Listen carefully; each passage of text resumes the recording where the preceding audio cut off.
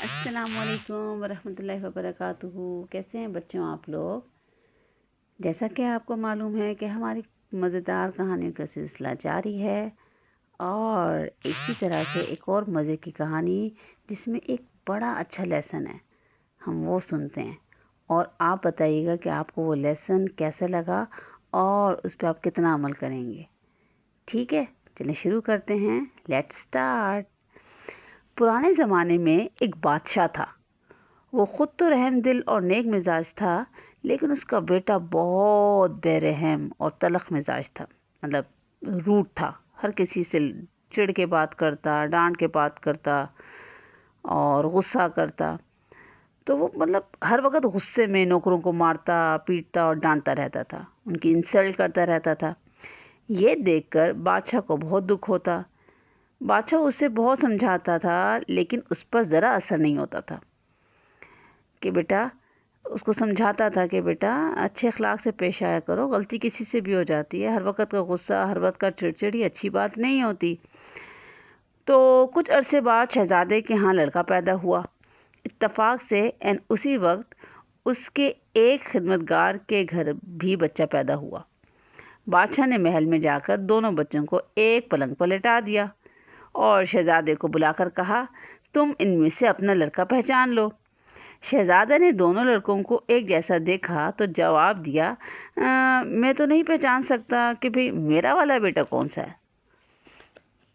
تو بادشاہ نے کہا، کیا غریب اور بادشاہ میں کوئی فرق نہیں؟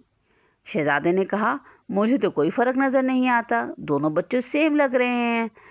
بادشاہ نے کہا، بے شک کوئی فرق نہیں، اور جب خدا نے کوئی فرق نہیں رکھا تو تم کیوں فرق رکھتے ہو؟ تو شہزادہ شرمندہ ہو گیا اور اس کے بعد نوکروں پر سختی کرنا چھوڑ دی۔ تو بیٹا کہانی تو یہ چھوٹی سی ہے، لیکن اس کا سبق بڑا ہے۔ وہ یہ کہ اللہ تعالیٰ نے سب انسان کو برابر پیدا کیا۔ جب بچہ پیدا ہوتا ہے تو وہ ایک جیسے ہوتے ہیں۔ تو اس لیے اگر کسی کے پاس پیسے کم ہوں یا جوتے، کپڑے اور بیگ وغیرہ اتنے اعلیٰ نہ ہوں جتنے آپ کے پاس ہیں، تو اس وجہ سے کسی کو اپنے سے کمتر نہیں خیال کرنا چاہیے۔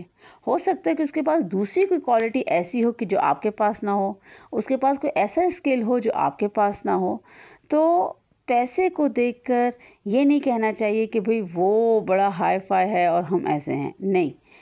تو اس سے اللہ تعالیٰ ناراض ہو جاتا ہے کہ ہم جو ہے کسی کو پیسے کی وجہ سے کمتر سمجھیں، تو ان کے ساتھ بات کرنے کو پسند نہ کریں، ان کے ساتھ بیٹھنا پسند نہ کریں۔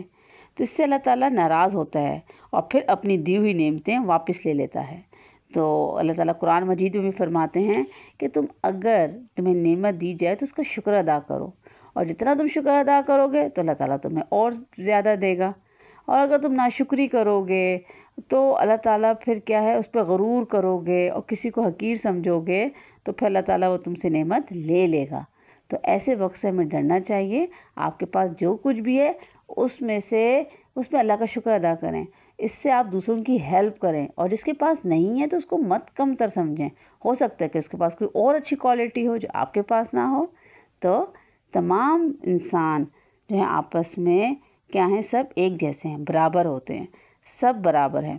تو لیکن اللہ تعالیٰ کسی کو دے کر نوازتا ہے، دے کر آزماتا ہے، اور کسی سے اللہ تعالیٰ لے کر آزماتا ہے۔ کسی کو اللہ تعالیٰ زیادہ پیسے دے دیتا ہے، کسی کو اللہ تعالیٰ کم پیسے دے دیتا ہے۔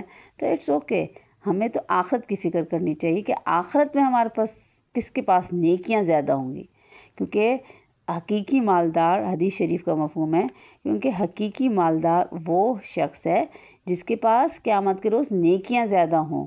جس کے پاس نیکیاں زیادہ ہوگی، سمجھو کہ وہی مالدار ہے، وہی جو ہے پراؤڈ کا حقدار ہے قیامت کے روز۔ اور جس کے پاس نیکیاں نہیں ہو تو پھر بیچارہ ہے نا، اس کے پاس جب نیکیاں نہیں تو وہ تو جنت میں تو پھر نہیں جا سکے گا۔